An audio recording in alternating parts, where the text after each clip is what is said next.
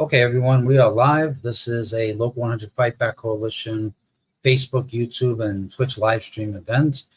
And as you know, there's a lot going on in the world, and we need to be catching up on the political lessons of a lot of struggles and also the election campaign that's going on. You all might have heard about it. There's a pretty consequential U.S. presidential, Senate, and House election coming up. And working class people need to be thinking politically, and we need to be thinking politically as class conscious workers about what these elections mean, what our role is in all of this, and what the class interests of the working class are in these wider political questions. Because believe it or not, you may not care about politics, but global politics cares about you. And the class struggle doesn't take a break from targeting us, from targeting our class, from openly trumpeting their plans for the working class, the poor, and the oppressed, long before they get into a position of elected power, long before they have state power. So we need to pay attention and know what time it is related to those struggles. I'm going to share a video done by Hassan Piker. Hassan Piker is one of the largest social media streamers in the world. He's a Turkish man who, he will openly say is white presenting, but he uses his platform to give the microphone to people who come from countries that are facing the kind of genocide and attacks by imperialist forces that the Palestinian people are facing right now. And since the Democratic Party conspired to silence Palestinian American voices at their convention, we think it's important for us to give our platform to allow those voices to be heard. So I'm going to share my screen and show you a little bit of that video speaking to the activists who led the Uncommitted movement. So, Jude, comes here from an experience as a Jewish Rhode Islander who spent time in Israel as a child, and I think it's Jude has a lot to say about why this is deeply offensive to have a genocide carried out in the name of Jewish people. It's deeply offensive to all of us as an American to have this being carried out in our name and with our tax dollars.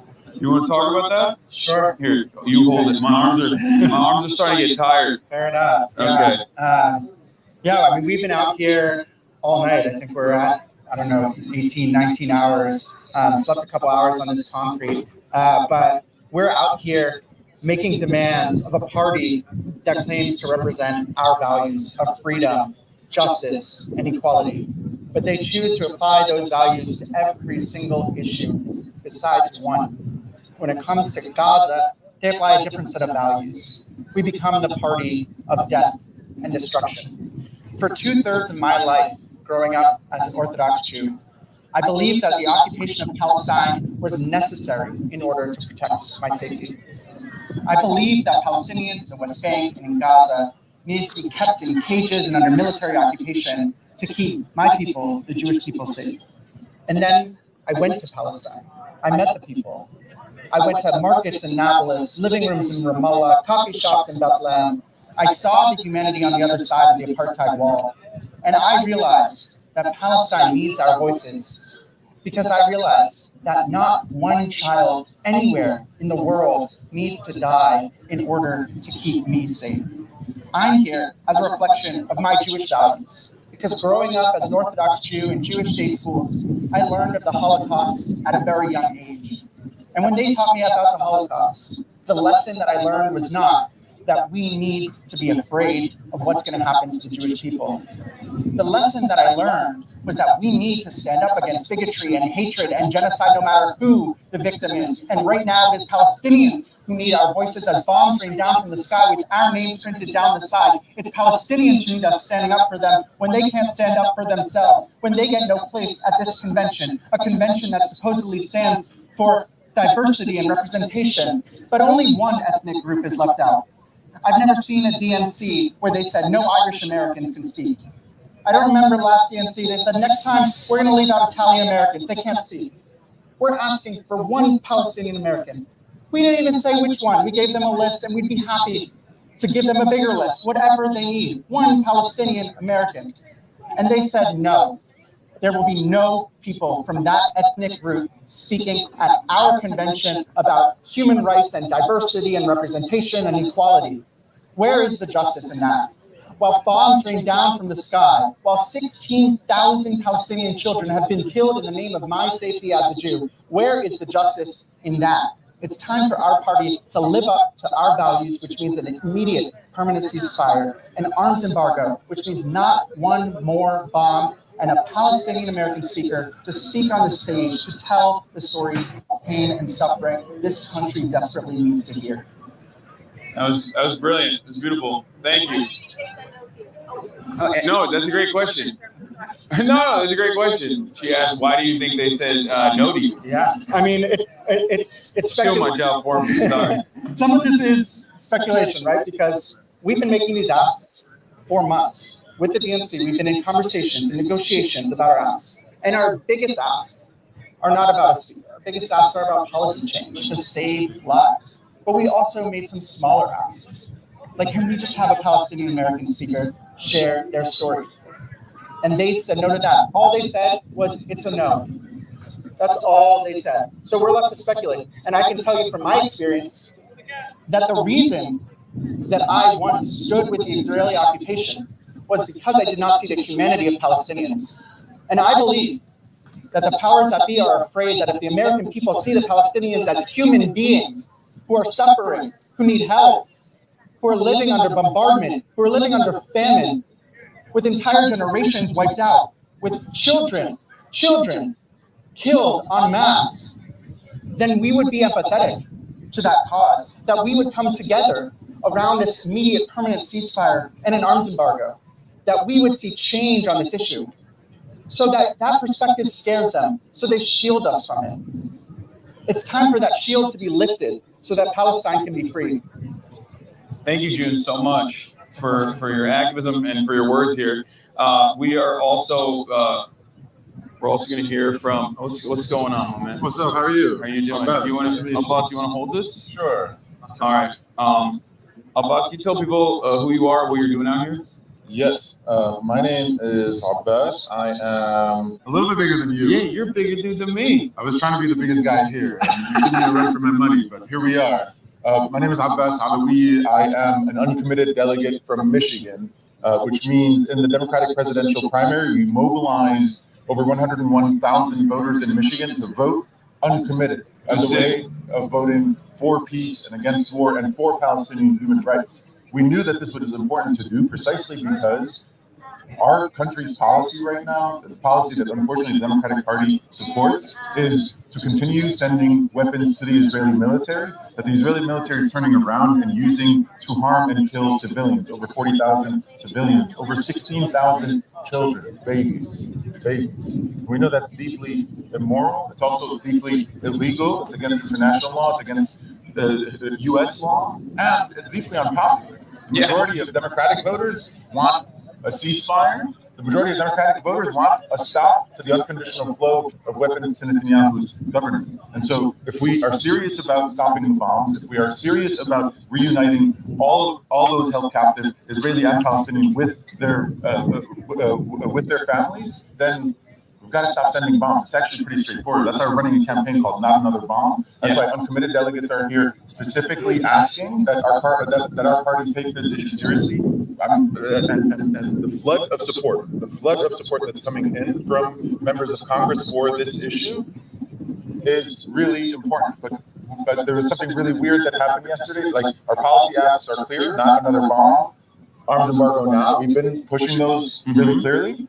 And we had like a programmatic ask saying that we want a Palestinian American to speak from the stage. And we thought that was pretty straightforward, especially because the party platform says it's very reasonable. I mean, this is like, it's bare minimum in terms of like recognition. Listen, they had a border guy, they had a cop guy, okay? They had multiple Trump supporters, like Republicans. They had Bernie Sanders on, and then they followed Bernie Sanders up with J.B. Pritzker, which is fine, like he's all right. But then he talked about how he's a billionaire, and then they had another billionaire. They had a corporate Democratic Party donor up there to showcase how big of a tent they had. but it does kind of feel like this tent is big, with the exception of Palestinian Americans. But here's how I feel. I've worked in Democratic politics for a while. I'm someone who myself has survived U.S.-funded Israeli bombs. I was a kid in Lebanon in 2006. I was 15. I was certain that my own government's weapons were going to kill me. I was certain of that. Yeah. Okay. Right now, I'm asking that kid inside of me, that 15-year-old, hey, what do you need? We need a ceasefire. And you know who does not support a ceasefire? Not a single, not a single Republican federal official in the country. Not Donald Trump, not any of the members of the House, not any of the senators. None of them support a ceasefire. And this is after. And so, that's where we're at baseline. And so, in the Democratic Party, we know that the majority of Democrats support a ceasefire. The majority of Democrats support a stop to the unconditional flow of weapons to Netanyahu. And so we're just saying, the majority of Democrats support this. Certainly, the overwhelming majority of Palestinian Americans support this. And in a party where we say that we value the lives of everyone equally, we should be able to hear from a Palestinian American. We'd be lucky to hear from a Palestinian American. Palestinian Americans are leaders in every kind of movement you can think of. Of course. Okay, I'm going to pause it there. I'm going to also link to the full video on the on our live stream in the comments.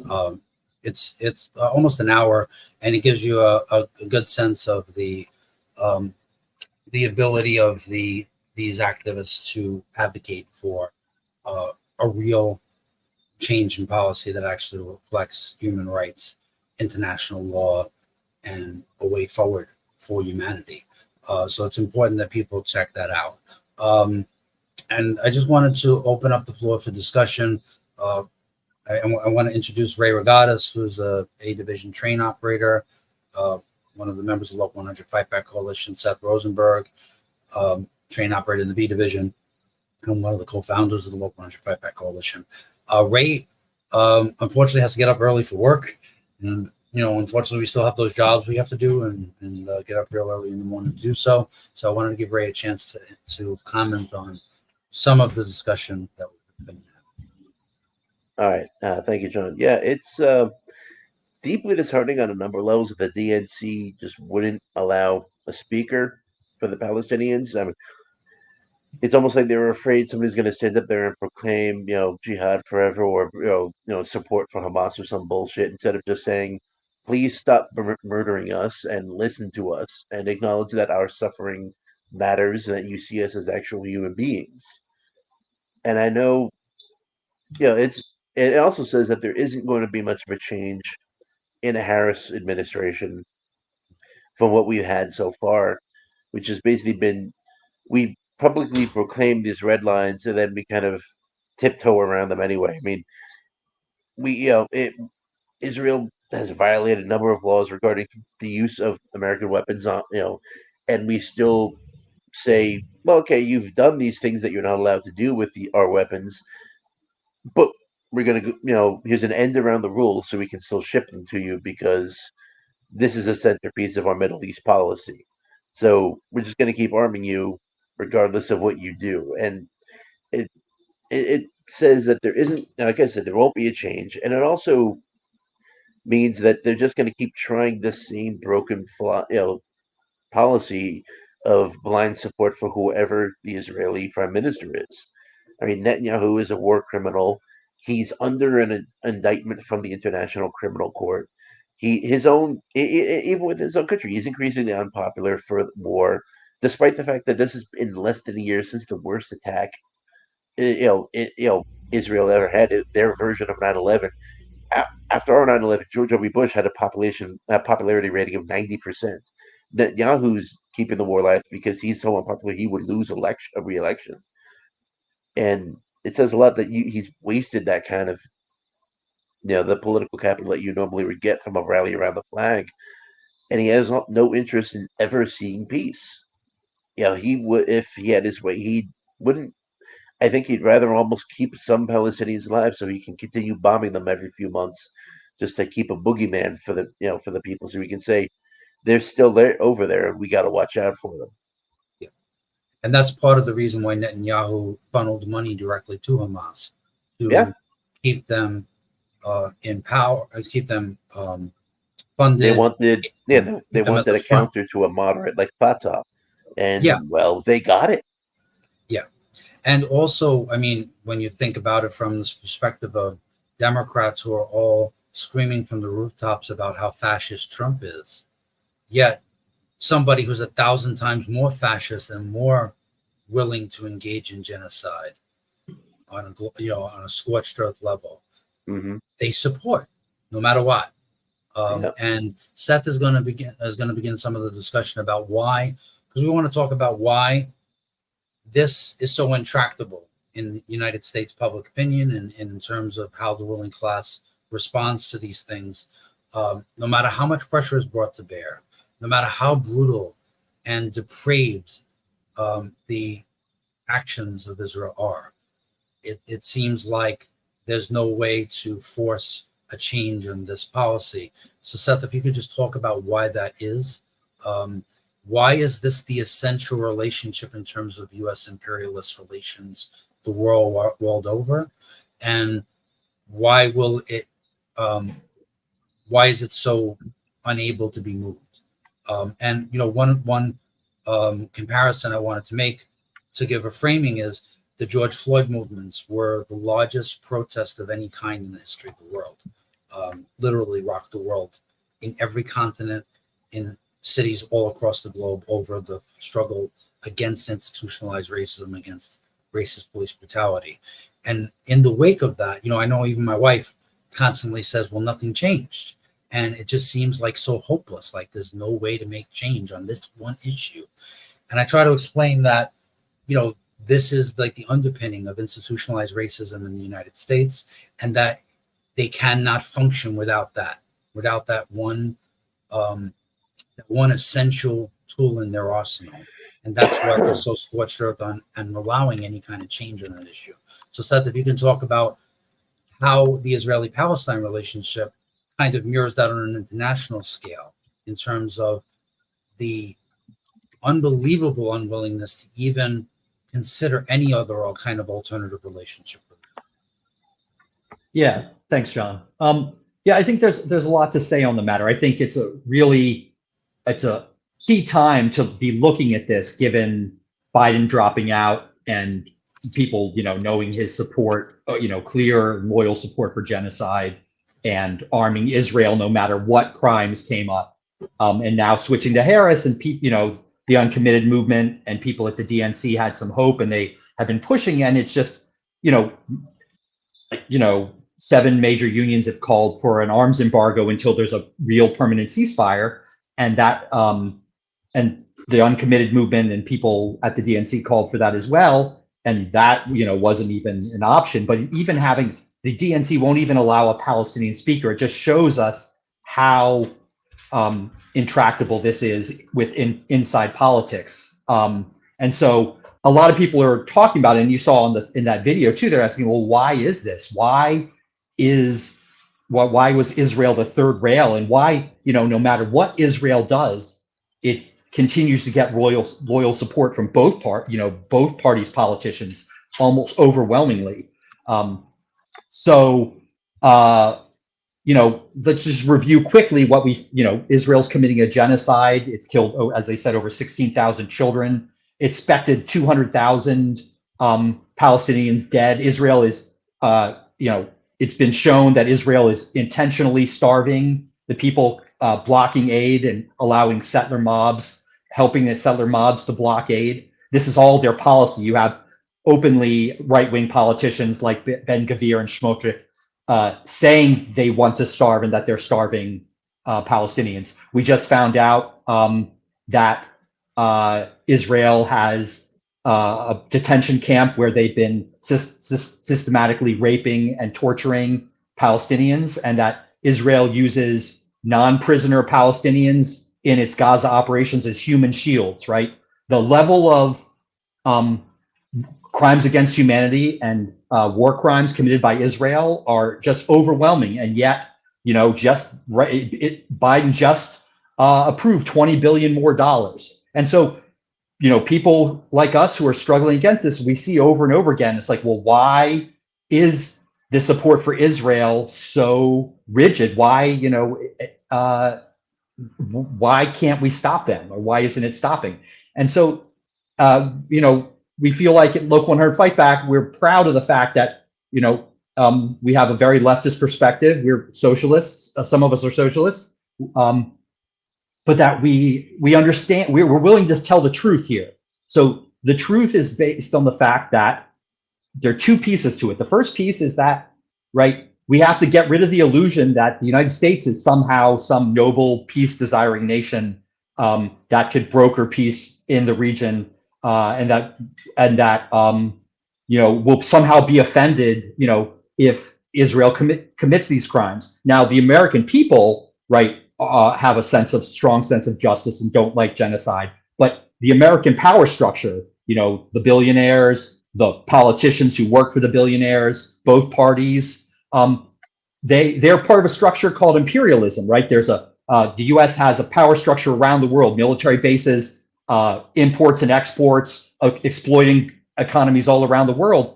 And one of the key regions is the Middle East, right? It provides key energy resources. And the U.S. needs stability in that region, and it needs control in that region. And so Israel provides that stability, and provides ability for the U.S. to project force into that region. Stability we'll get to is a more complicated issue, but certainly it's a unique nation in that it's ruled by Ashkenazi Jews. They're the top social class there. It was founded by European Jews, and it's really a Western settler colonial nation there, which has deep connections to Europe.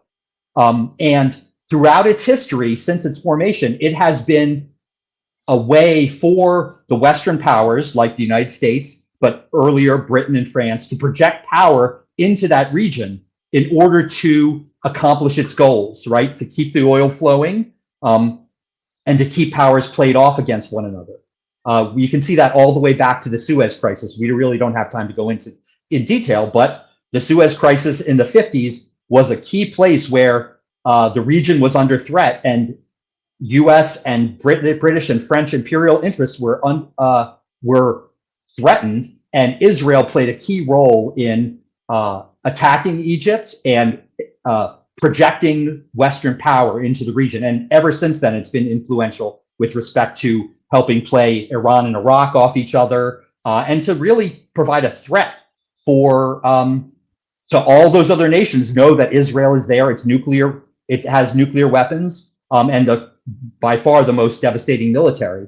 And so it's an invaluable resource, right? When people talk about, when U.S. politicians talking about Israel being an ally, right? That's true, right? But for those of us who care about war crimes and genocide, right, that's not a good thing, because the U.S., and I'll get to that in a second, the U.S. has a horrific record as well. But there is truth there that U.S. and Israel are allies in blood.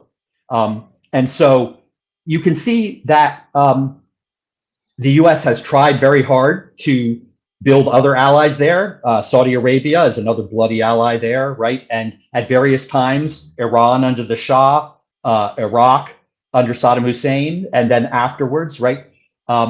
So they've tried many things to develop other allies there, including after the invasion of 9/11, with the invasions of Iraq and Afghanistan, two nations that did not cause 9/11, killing hundreds of thousands of people, but tried to use those regions to project force. And it shows how that their failure to do that, Iraq and Afghanistan are not stable places for the U.S. to project force into the region, with having to withdraw from Afghanistan, and Iraq being a place where the political instability there and the pressure from the Shia majority does not allow a free hand with respect to U.S. action in the region from there. Israel is invaluable to U.S. imperialism as a Western colony, basically, to project force. The second piece, and I kind of mix it up, but I'll get back to it, is that we have to break the illusion that the U.S. is, right, somehow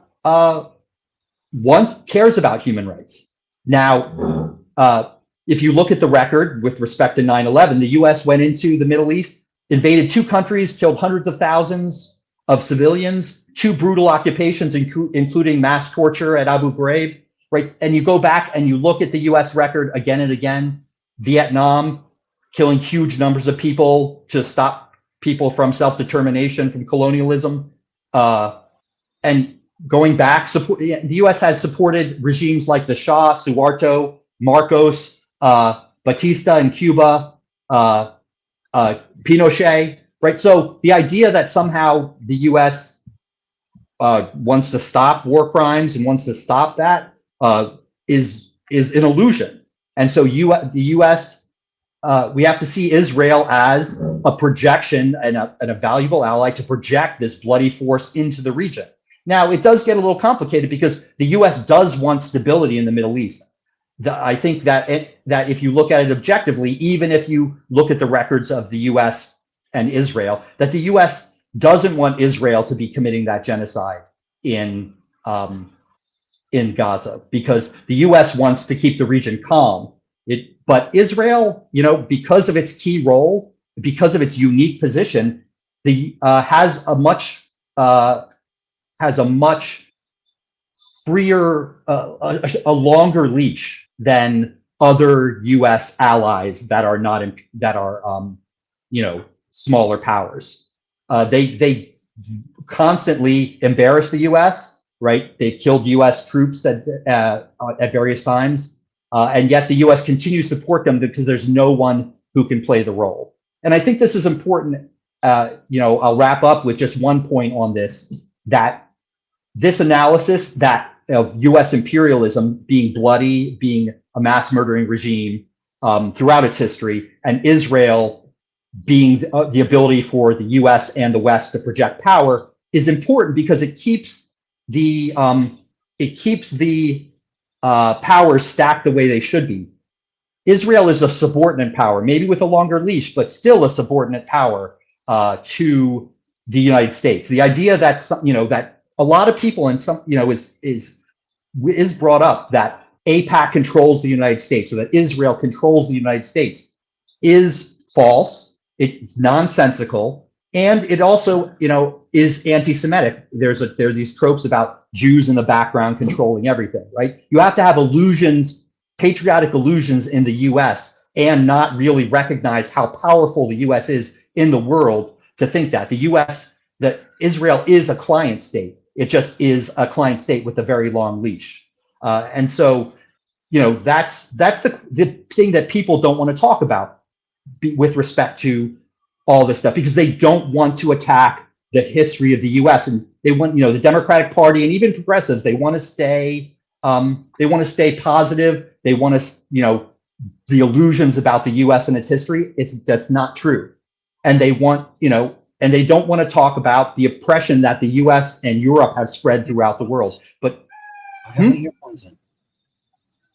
But if you look at the history of the region, if you look at the history of Israel and the history of the U.S., right, you see that this is the truth. Go back and look at the Suez Canal. Go back and look at Israel and the United States' influence on the Iran-Iraq War and on the establishment of the Shah, and so forth. You will see throughout the history that U.S. and Britain and France have interfered with that region in order to keep the oil supply going and to control that supply, and that Israel has been their most important and invaluable ally in doing so. Okay, I wanted to let Ray get a chance to speak before he has to go, because he has to get up early for work. So, Ray, the floor is yours if you want to speak. Yeah, thank you. Yeah, it's like you said, this is all about having a stable frenemy in the Middle East that we can rely on to back our interests, because the Saudis don't, and most of the other nations, thanks to in part to our own machinations, are deeply unstable. And so that's Israel's use, but they are, well, they're a shitty friend. Like you said, they've killed American soldiers, they've killed American civilians. And if any other government murdered American civilians, we'd be upset about that. There would be consequences. When the Israelis do it, we just go, oh, well, that's a shame. and then we hand the body off to the family. And it would go a long way towards, it's if we didn't see needing foreign oil as so goddamn much, then we wouldn't need Israel as much. And perhaps things might get worse, but they could also get better. It's like you said, we've done so fucking much in the Middle East and caused so much misery. Some of it by design, some of it because we thought, we were making things better. And it's a lot of this goes back to just our short-sighted inability to, to see how the consequences of our actions would play out, and and a lot of pie in the sky bullshit about they'll go along with this, or X will just these people won't respond to to this provocation, and we've seen the consequence this work out horribly so much that we don't we're responsible for a lot of this suffering in the Middle East, some of it directly, some of it indirectly, and in other parts of the world. And like you said about letting shit slide. I was reading a lot of articles recently. Washington Post has had a series about people being lured to Malaysia or certain part across the border from China with promises of jobs, and they wind up being kidnapped and forced to do scams, via WhatsApp and social media. And the Chinese government knows about these things, or the local the local government knew about it too. But as long as these gangs weren't drawing attention, they were happy to let it go. And these guys, these criminals that were doing it were living very large, and they were flaunting their wealth. Finally, they got to be too much attention, and the hammer came down on them, on a lot of them, and they got busted and paraded in front of courts, and the people got sent back home to where they come from. So you can get away with breaking these rules because you have you get some leash, like you said. You might get a lot, but eventually it runs out. You pull too far, and you test the limits too much. You're going to find out just how far they stretch.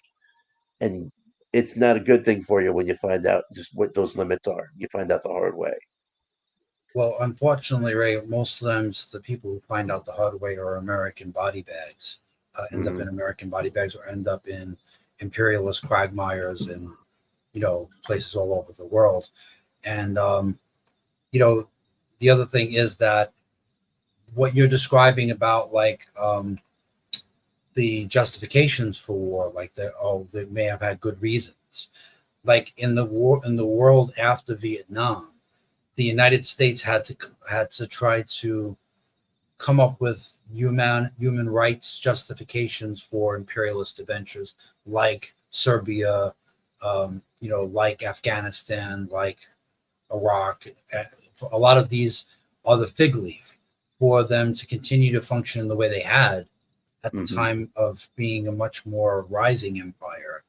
And now they need to use the fig leaf of, we're freedom fighters. We're here to bring democracy. We're planting flowers in the Middle East. And believe it or not, a democracy is going to rise up in Iraq just by a U.S. military occupation, and they'll greet us with flowers.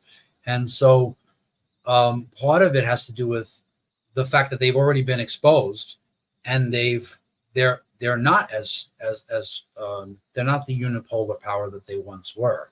And so American liberalism has been very useful for using for cloaking imperialist interests with this pretense that the U.S. is a force for good, that the U.S. goes around the world creating democracy and supporting freedom for women, free speech, and all of that. But that was never anything but a cover. It was never anything but we stand for human story. rights when it's convenient to our interests. Yeah, we stand for human rights, but not if you're Chilean and you actually want self-determination. Then we'll just engage in a military coup d'etat and assassinate you, and round people up in stadiums and throw them out of helicopters. And throw them out of helicopters. Let me jump in for a second, which is that it's really interesting because I think one thing that I noticed, and that I think it's really important, and I think been doing it enough that it just becomes natural now, is that when I learned a lot after 9/11 with respect, because I had a lot of development during that time. I knew as soon as 9/11 happened that the US was going to go into the Middle East and kill hundreds of thousands of people, right? I saw that quickly, but I was still learning about US imperialism and stuff like that. And I was talking to someone, and I guess I was still sort of becoming a Marxist, and I was talking to someone who had a lot more experience, and I had showed them something that I thought was really interesting, and it was talking about America foreign policy, and it kept saying we, and he looked at it and he says, who's we?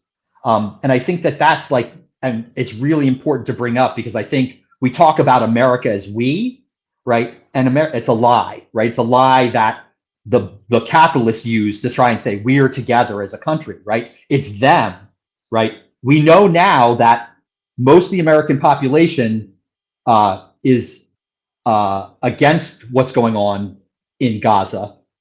Majority of Democrats think it's a genocide, and like 70%, right, want a permanent ceasefire, a genuine permanent ceasefire. 76% of Democrats and 67% of Republicans, right? So when it comes to the American people, right, there's a lot of feeling of like being against war crimes and things like that. But among the imperialists themselves, the powerful in the country, the military, the media, they have to sell it. They have to sell their interventions to us. So right. I think that when you talk about like us being well-meaning, but things going badly in the Middle East, I feel like that I don't see it that way. I see it as the people in power knew what they were doing and knew that they had to put something on top of it to sell it to us.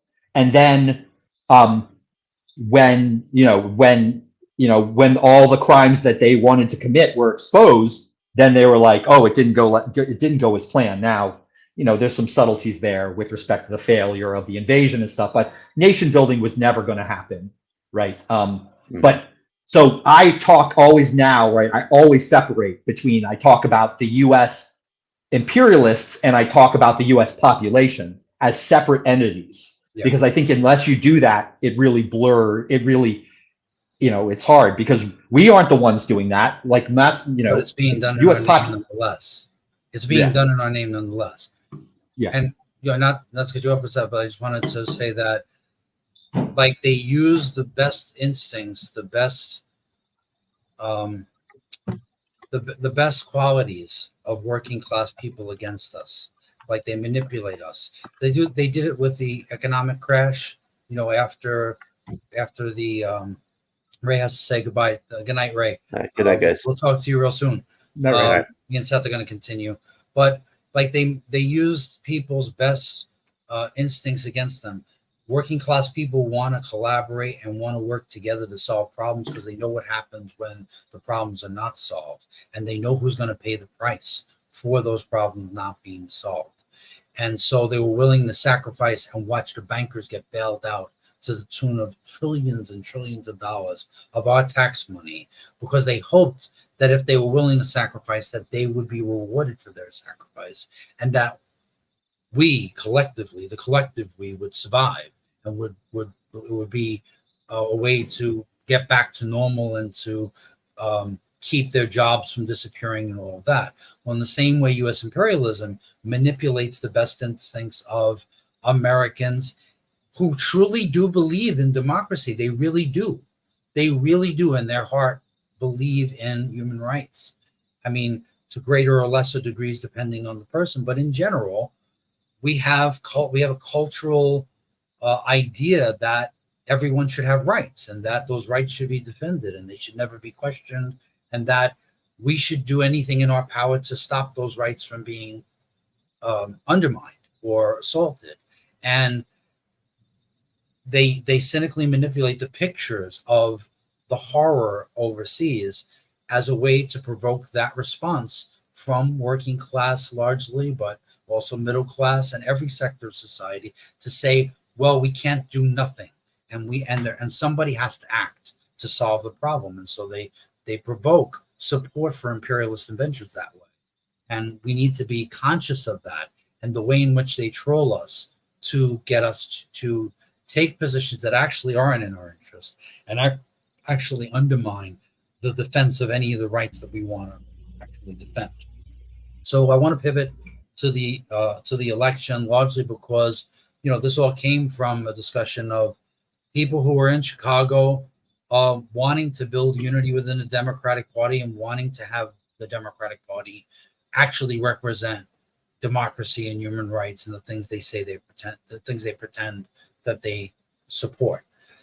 And the response to the disrespect that these people, these activists saw visited upon themselves and visited upon their communities can be very demoralizing and can be seen as a defeat. And it's not a defeat. It's not a defeat in that the struggle must go on, that this struggle is the hope for dragging the Democratic Party to actually be accountable to the democratic desires and the real issues that the working class base of the party wants to actually fight for.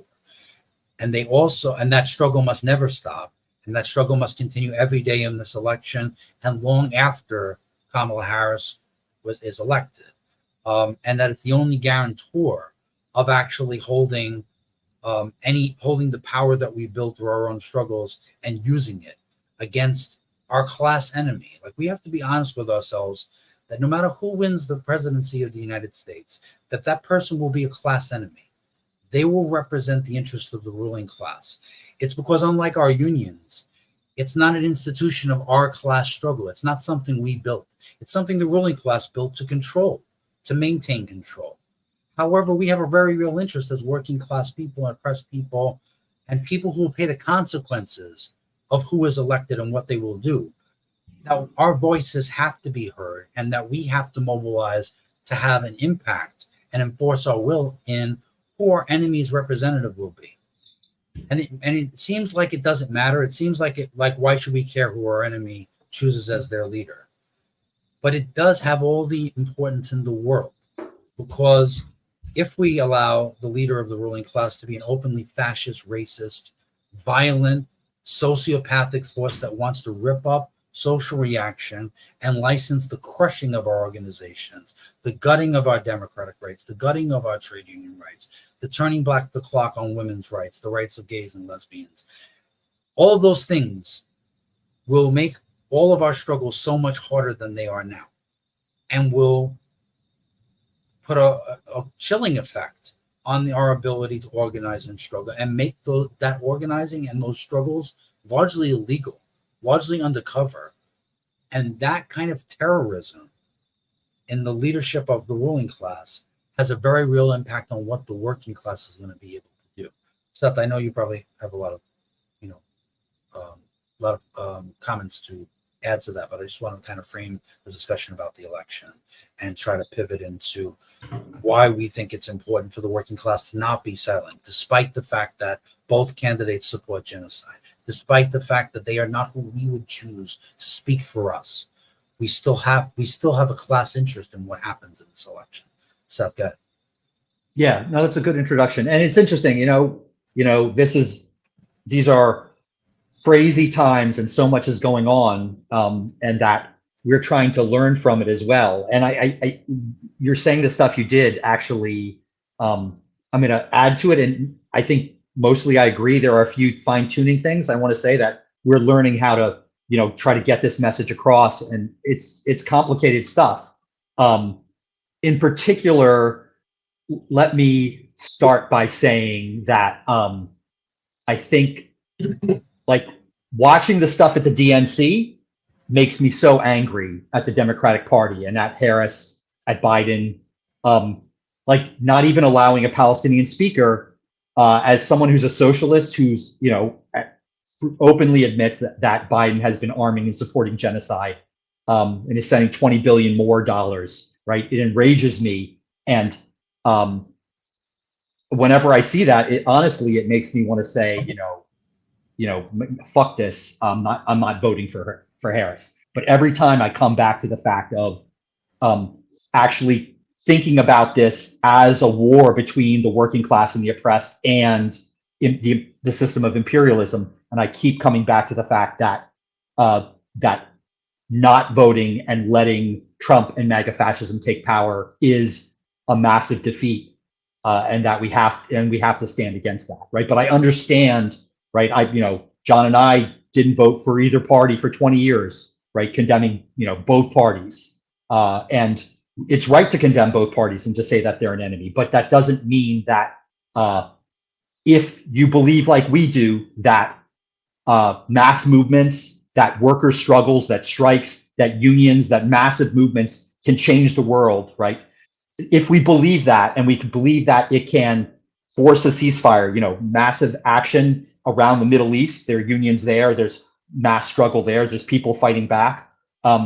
They're fighting back, and support in Europe and in the United States and other parts of the world can make a difference, right? Those struggles are what makes the change, not some politician or the other.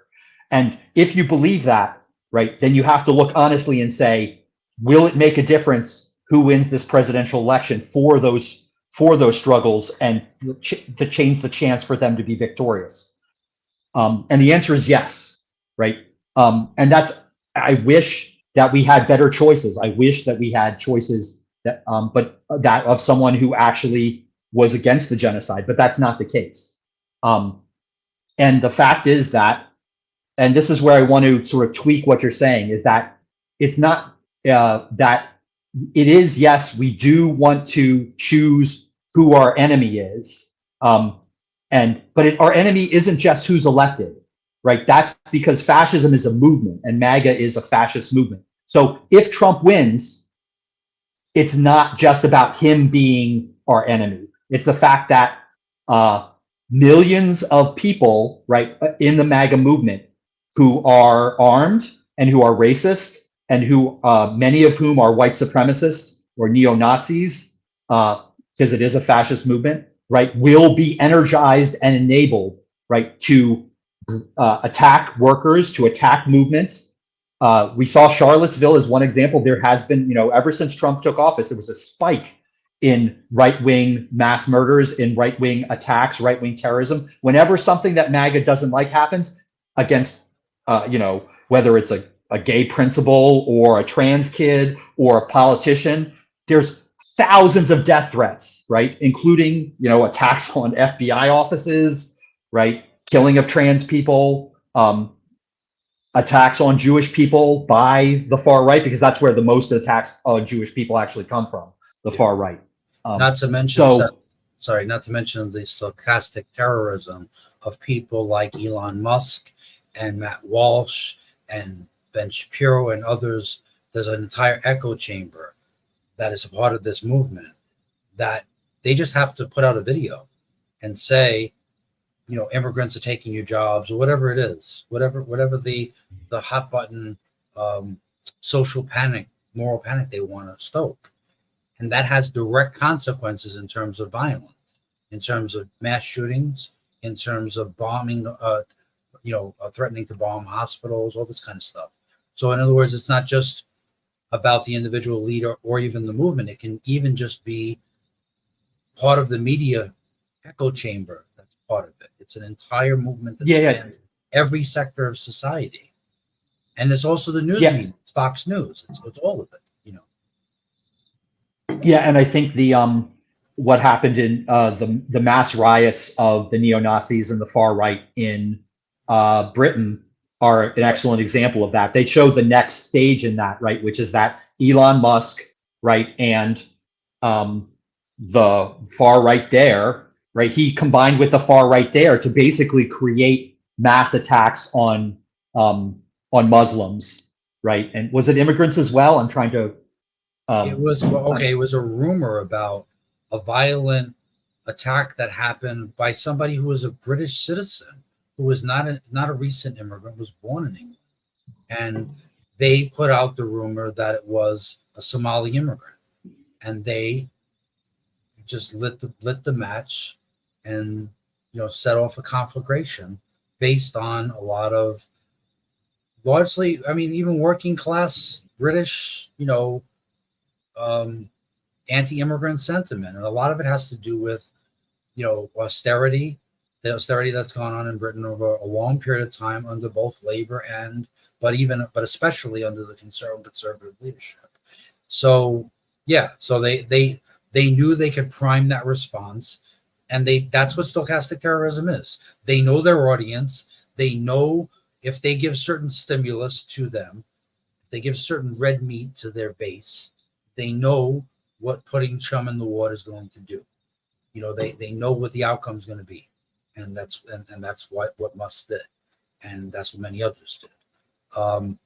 But just getting back to like the framing of the discussion over the election, we understand that a lot of people who are involved in movements they're focused on the everyday work, right? And they think that the everyday work is what's really important because they feel a sense of their own power by organizing on the job, by organizing as community activists, by campaigning over certain issues, and they can see directly where their power is, and they think that change overwhelmingly will be made by those struggles. The problem is that it's like being in a workplace and an abusive supervisor comes in and slaps the shit out of people, and people, it's an automatic response that they'd understand they need to fight back, that they need to punish that supervisor, that they need to hold them accountable, that they would never sit on their hands and not use the power that they have to fight back when they're facing that kind of assault. Well, we need to know what time it is too when it comes to politics. When a party comes out and puts out a 920-page document known as Project 2025 that talks about gutting our rights and destroying trade unions and turning back the clocks on our civil rights and our democratic rights, when they take that much time to go through planning out exactly what they have planned for us, including putting immigrants in concentration camps, mass deportations, monitoring women's menstrual cycles, all sorts of crazy shit. That is no different than a boss coming in and slapping the shit out of workers in a workplace. There's no difference in terms of the immediacy of the threat. And our class cannot be silent. Our class cannot be passive in response to that. And look, let's be honest with ourselves about the world that we live in. There's going to be one of two candidates are going to win this election. It's either going to be Kamala Harris or it's going to be Donald Trump. That's a fact. You can vote for whatever third-party candidate you want and think you're keeping your hands clean and that you're not supporting genocide and that somehow that is a moral position to take. It's not a moral position to take when our class is under assault and they are openly proclaiming exactly what they plan to do. And it's an existential threat to our class. Sitting on our hands and not using our voting rights to stop fascism at the ballot box means that we will fight them in the streets. It means that those battles will be pitch battles that we're going to be less likely to win. And that is suicidal. That doesn't represent class consciousness. It doesn't represent militancy. It represents surrender in the face of attacks that we will all pay the consequences for. So, we can want the world to be different, but we have to make the world different through our actions, through our unity, through our strength, through our solidarity. And yes, voting to make sure that a racist, fucking fascist piece of shit like Donald Trump never holds the reins of state power in the United States again, that means something. That means that we will feel a sense of solidarity and we will know that we fucking did that. Kamala Harris can't do a goddamn fucking thing unless millions of workers mobilize together to make sure that he never gets control of state power. And that matters for our consciousness. It matters for our struggles. It matters for everything about the lives that we will have. I'll leave it there, sir. Yeah, no, I think that's well said. What to say to continue that. I do, I think that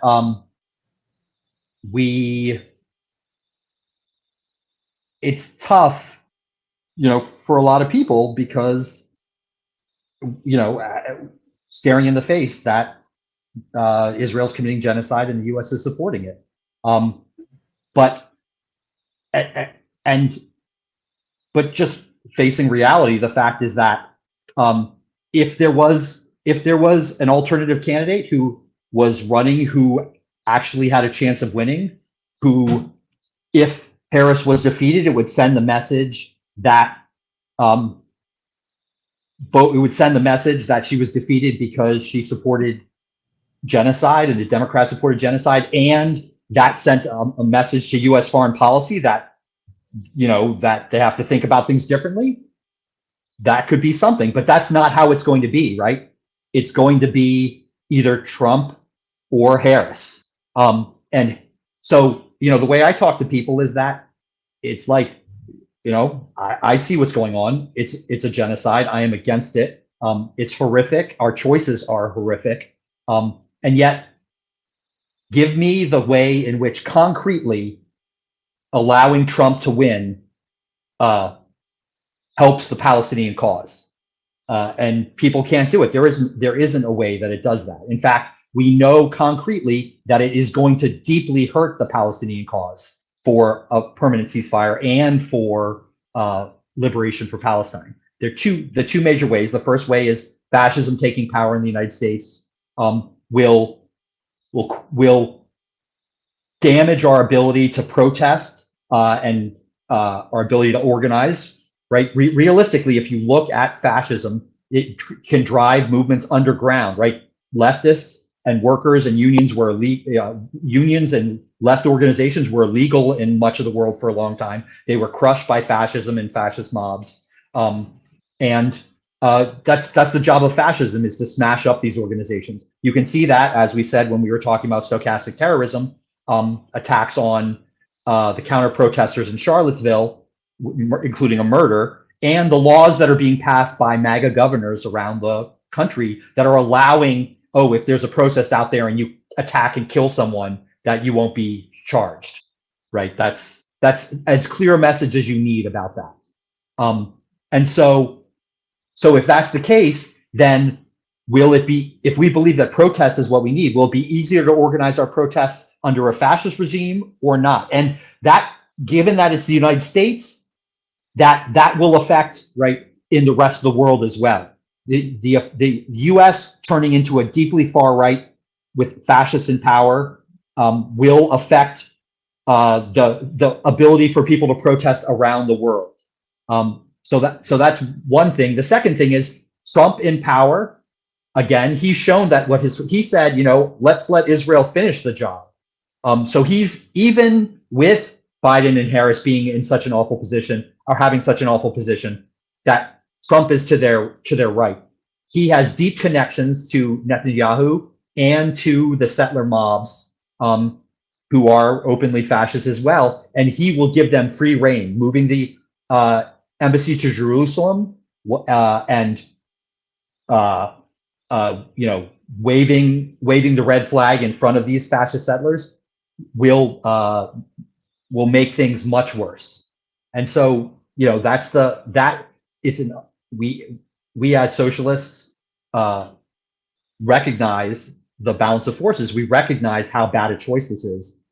But nonetheless, the reality, as socialists and as workers have done for in a long history, to hold off the fascist threat. Right. I think John would agree with me, is that we will not stop fascism by electing Harris, but we will hold it off, right? Because if Trump wins, it will enable MAGA fascism, and a fascist will have state power. But that doesn't necessarily.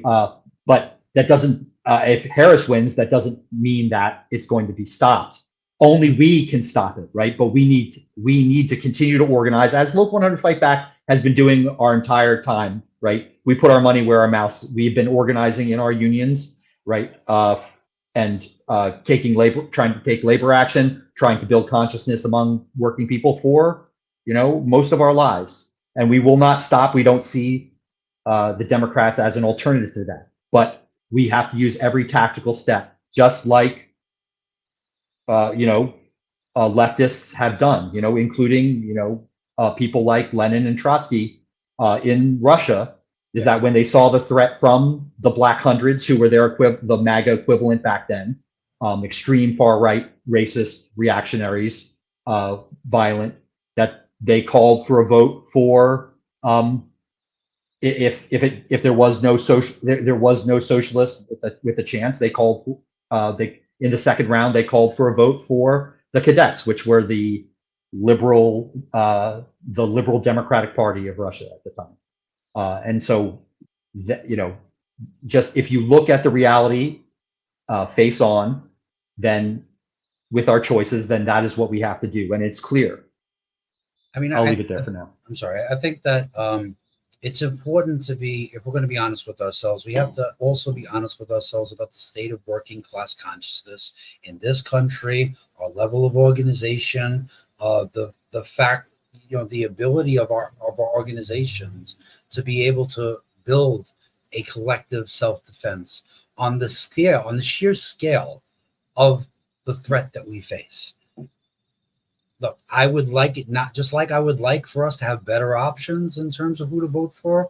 I would like us to have better options in terms of candidates we were going to vote for in unions in terms of representing our class. But I have to be honest with myself that I don't see an alternate fantasy world where all of a sudden, if Trump gets elected, the working class is just automatically going to get its shit together and is automatically going to be a class-conscious marching army that's going to be able to fight back the forces of repression and fascism who are already armed to the fucking right now without state power. They're armed to the teeth. The balance of forces in terms of access to military weapons is overwhelmingly on the side of the right wing in this country, and it's overwhelmingly on the side of the right wing worldwide.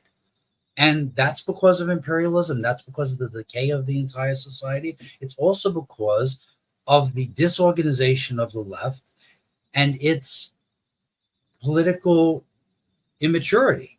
Like when Lenin talked about, when Lenin talked about like that, that the left was immature and that the left was, it had an infantile disorder. That's not only applicable to Russia, it's applicable to this country right now.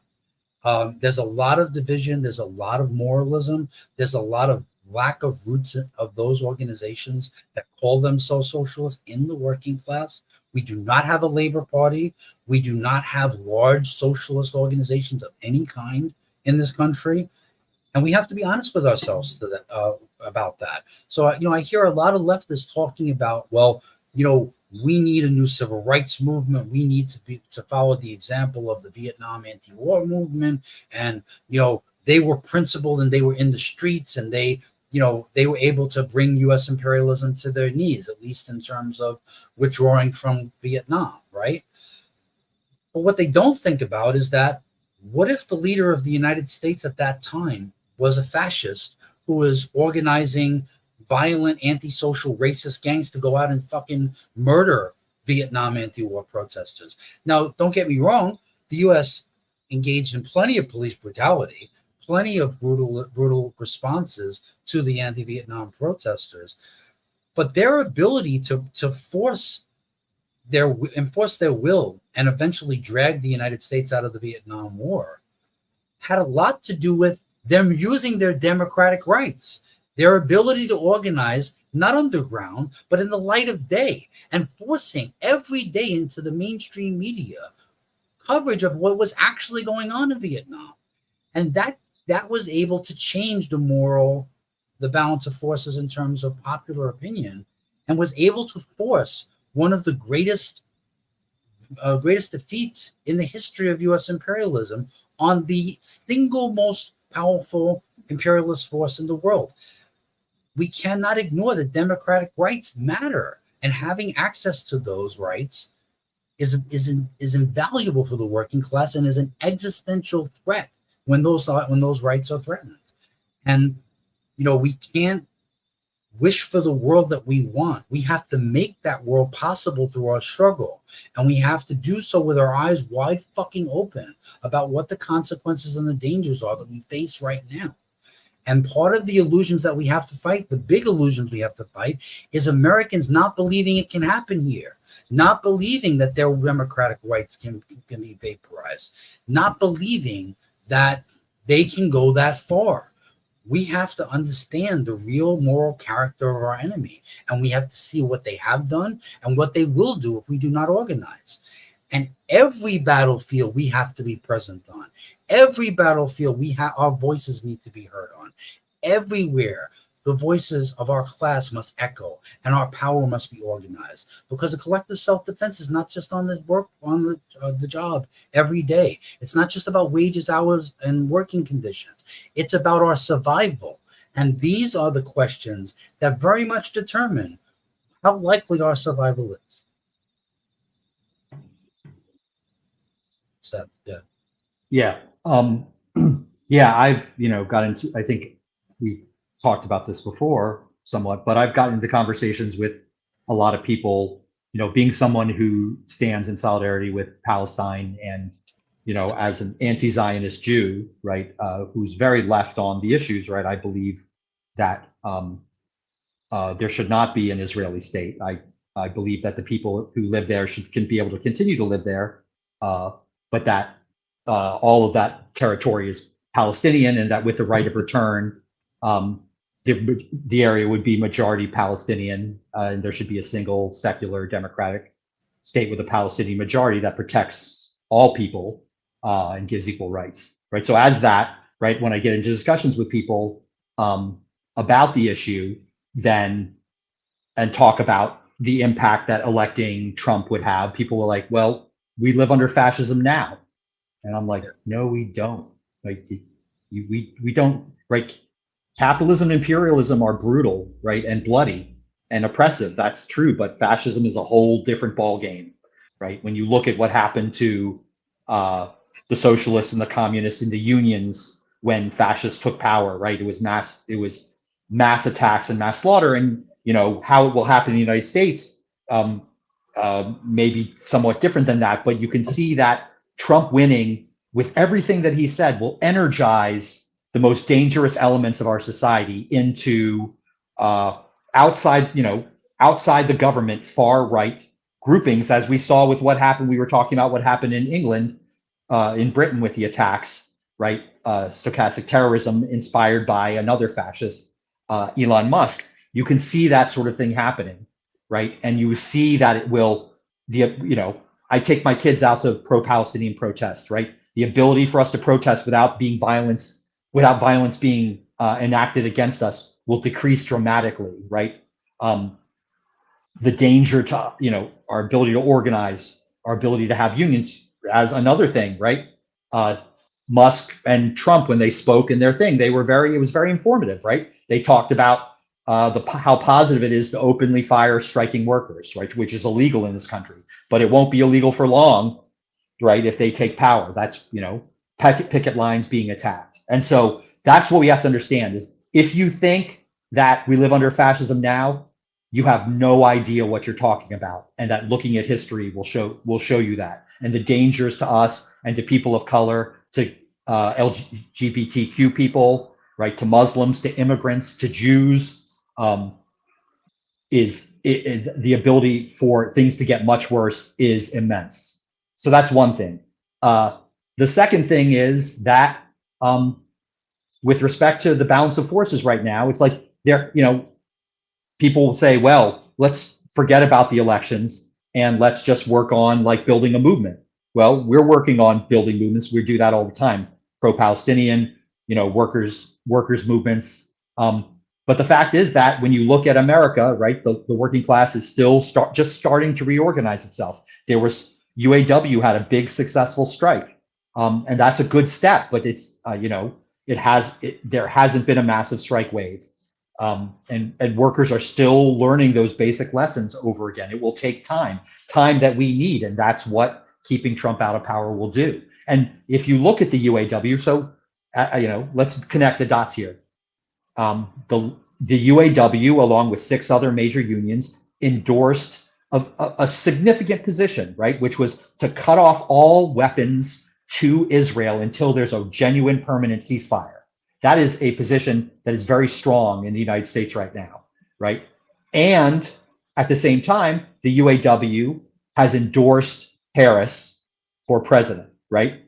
And they led one of the largest strikes we've seen in a long time that was very successful, right? So that's telling you where a large set of advanced workers who are starting to, being the nucleus of rebuilding that network, that's where things are right now. And I think that's very telling, and I think it's very important. I do think that there are some negatives to endorsing Harris. It has to be, that when people like John and I talk about endorsing Harris, that it's inevitably, and when where people are calling for that people are going to think that Harris is not a class enemy, and that the Democrats on their own, because of who they are, the Democratic leadership will just do things that are positive for us. And that's just not the case, right? It's not with respect to Palestine, and it's not with respect to issues in general. But that, as John talked about, as choosing our enemy, it's also choosing our battlefield. The battlefield where we're not living under fascism, where Democrats do have a base that involves people of color and unions, and they have to be more responsive to them at this time, means that we have a much better landscape in order to win. And that's what we want to do. We want to win. We want to win better wages and benefits. We want to win a stronger working class that becomes more and more radical, that starts to see and question, see capitalism as an enemy and question that. We want to see a permanent ceasefire and a liberated Palestine. But in order to achieve those things, we have to continue to organize, and we have to continue to fight. Yeah, I mean, the other thing too, talking about the UAW, here you have a union who's doing something, whatever criticisms of Sean Fain may be, and whatever shortcomings he's had in terms of mistakes he's made, is calling for a general strike in this country on May 1st, 2028. And he's arranging with other unions, many of the large unions, to set their expiration deadlines for that date. So he's actually putting forward a very provocative declaration of war against the billionaire class out here publicly all the time. And what country do you want to live in if this struggle is successful in actually organizing a general strike? Do you want Donald Trump in power on May 1st, 2028, when he can kill Sean Fain? The Supreme Court has already told him he has complete and utter immunity. He can do what he wants. Just like Trump said Putin could do whatever the hell he wants in Ukraine. The Supreme Court of the United States has said to Trump, as long as you're president, you can do whatever you want. You have complete and total immunity. Gunning down UAW strikers and other unions uniting in a general strike, and they get gunned down by the president of the United States, deputizing fascist, racist forces and giving them the imprimatur of the federal government to go out and do what you have to do. The unions are an enemy of the state, right? They could damage the economy. They can vote the Insurrection Act, right? That he said he would do so on day one. I mean, when your enemy tells you who they are, you should believe them. When they tell you what they're willing to do, what they're prepared to do, when they come up with a fucking plan that's almost 1,000 pages telling you everything they plan to do, fucking believe them. Believe them, because they are fucking serious about this. They're showing you they're serious about this. And they're showing you they're serious about it because they go into all these states trying to overturn our democratic rights. If voting wasn't so fucking important, why would they be doing that? If it didn't matter, why would they be doing that? Why are they going to so much effort to elect election denier, Trumpster flunkies to the position of Secretary of State in state after state after state after state. But it doesn't matter if you vote for Harris, right? It doesn't matter if you vote to defeat Trump. They went through all of this effort for no reason, because it really doesn't matter, because they're really all the same, and because we already live under fascism. I mean, come on. That doesn't represent advanced consciousness. That's backwardness. That's backwardness, and it's dangerous illusions that we're going to have rights that we have forever. And that's not the way the world works. Our struggles, you're absolutely right. Our struggles determine our ability to have these rights. But our struggles are on so many different battlefronts. There are not silos separating those struggles. And the other thing is the idea that you can erase people's illusions in the Democratic Party by not engaging in a struggle for their democratic rights, by sitting on the sidelines while our democratic rights, our trade union rights, and our most important human rights are under assault by outright fascists, sitting on our hands and not using the power that we have to affect the outcome. Are they going to see you as an ally, or are they going to see you as an enemy? Are they going? I mean, whether or not you conceive of yourself that way, how does it look? Because how it looks is how it is. And it determines whether you're going to gain a hearing from working class audiences who see you abandoning their struggle to fight for their democratic rights. But they're going to believe you about your wider understandings about capitalism and about how the world needs to be different. I don't think so. I don't think it works that way. You know, and we've had a lot of experience in talking to working class audiences, in being in working class environments, in trying to explain wider political ideas. But I know one thing for goddamn sure. If a working class person sees somebody who they think is completely out of touch with their lived experiences and out of touch with the dangers they face, they're not going to listen to them. They're going to turn down the volume, and you will never be heard from again. So for your own interest, what the left is engaging in is not helpful. It's self-destructive. It undermines the ability to gain an audience for the things that you're right about. You're never going to get an audience for the things that you're right about, the overwhelming majority of things that you have advanced consciousness on. If you put your foot forward with this kind of sectarianism and cluelessness to the dangers we face, it's just not in the interest of the ideals that you think, or the political ideas that you think you represent. I'll leave it there. But we got to wrap up because we're past an hour, and I know you got to get to work. So Yeah, get to sleep so I can work tomorrow. I just want to throw one more thing in with respect to talking about things on the left. You know, there's been this has been a long, a debate for a long time, and there's been radicals and socialists and communists who have supported the Democratic Party and have really just done so by suppressing any criticism or trying to stop any instability caused by workers or protests or movements until they feel it's like a stage that you have to wait and just like let's have the Democrats win for a while and make things somewhat better, and then we can go to the next step. And that's not I hope it's very clear that that's not what we're doing. And not what we're calling for. We're very supportive of the uncommitted movement, and if we were in Chicago, we would have been part of the protest there and would have been in favor for the protest being disruptive, even if it makes the Democratic Party look bad, right? Because in the end, the key thing is that we want a Harris victory and Trump to lose, so that we have a better ability to struggle and not struggling under fascism, because we believe that working class movements, strike waves, mass protests, labor action are what advances our class and what brings us victories. And our tactical decisions are based on creating the best situations for that, an environment for that to occur. And so if those things are occurring, even if it damages Harris's image or makes things look like they aren't as calm or smooth, that is fine with us, right? We want that. I wish there was more disruption. I wish that there had been massive protests in favor of Palestine inside the Democratic Convention, right? Unfortunately, there were not. But if we were there, we would have been part of the protests, and we support those.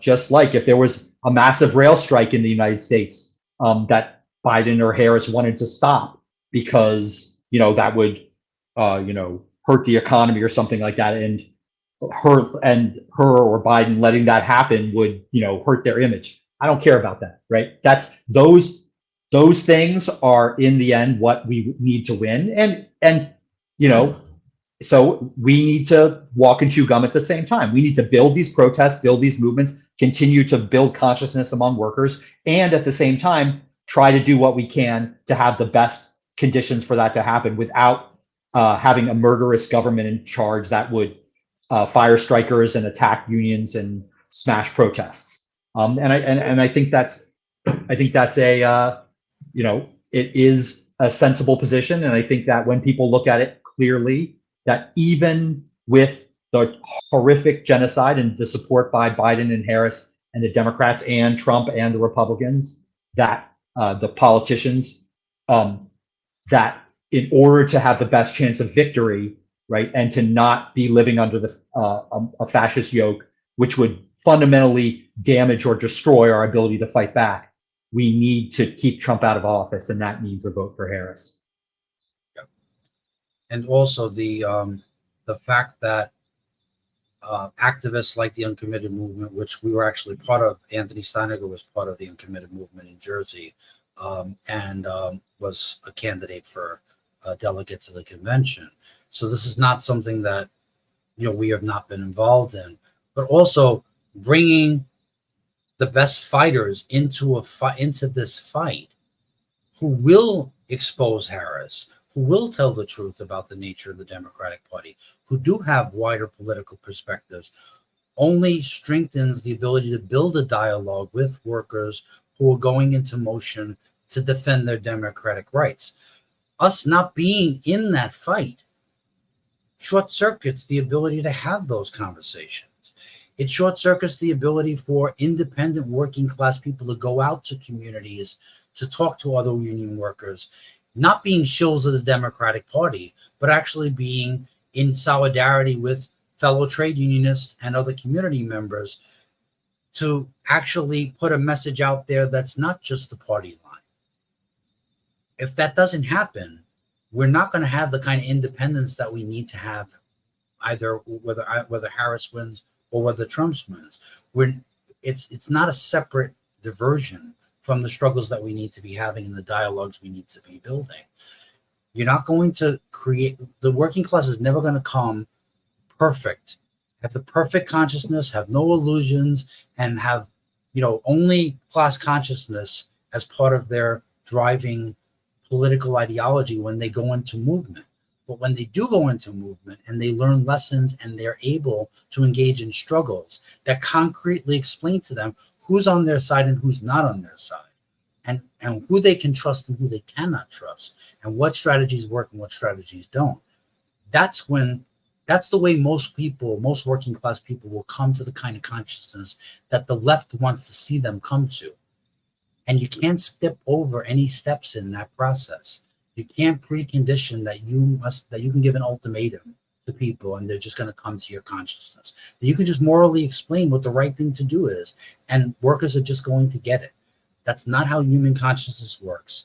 And it's not how any revolution or any upheaval that provided real gains for working class people or the oppressed has ever happened. It defies all of our lived experience.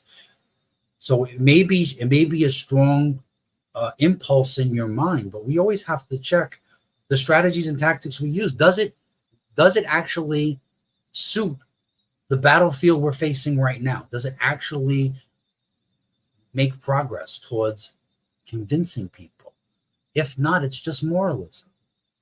And your morality may be better than other people's morality, but moralism is moralism, and moralism is not a guide to action.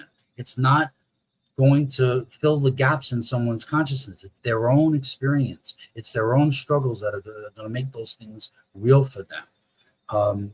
And believe me, I've tried to moralistically explain to my coworkers. Believe me, I've made a lot of mistakes in terms of being able to, when I was first starting out, trying to tap into workers' consciousness in a way that wasn't connected to their real experience. It doesn't work.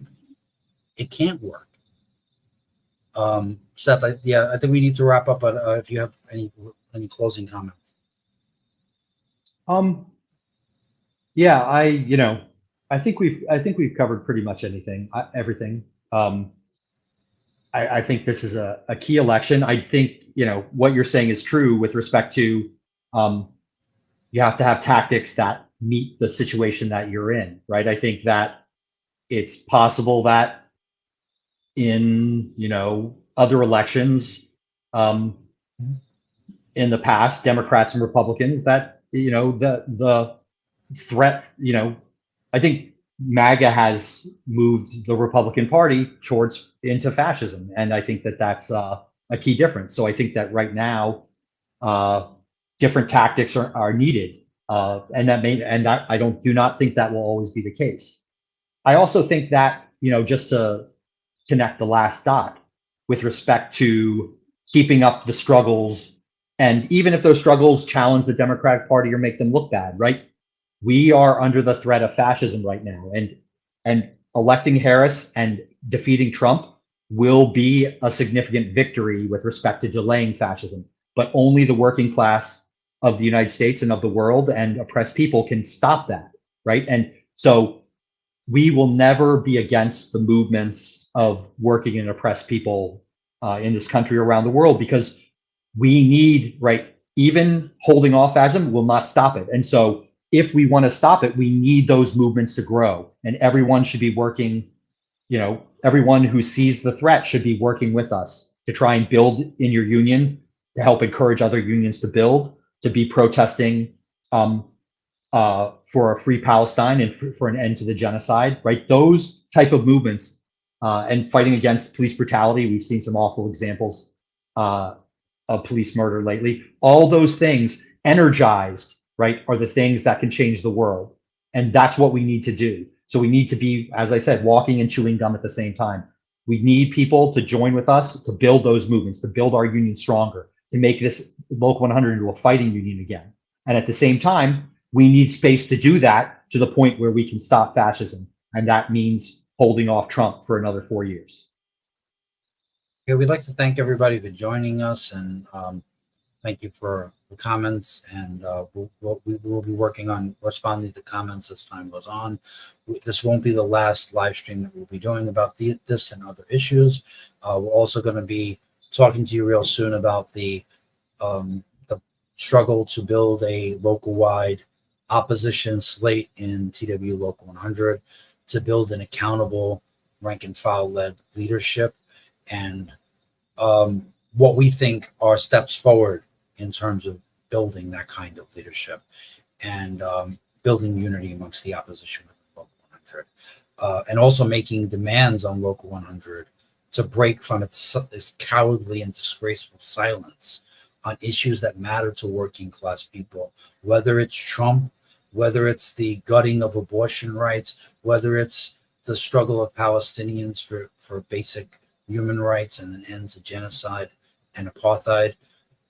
Across the board, our class is far too silent. And there's no way that me or Seth or any individual is going to change that. Nobody running for office is going to change the relative silence and passivity of our class. You got to change that. Workers have to see themselves in the picture, and they have to be part of building an alternative future. And it's not enough to wish for a different world. What are you willing to do to fight for it every day, on the job, on the picket lines, in the streets, at the ballot box, in every venue where we have rights and power? We need to use them. Thank you so much for your time, and we'll be talking to you all real soon. Have a great night, Seth. Night, everyone. You too, John.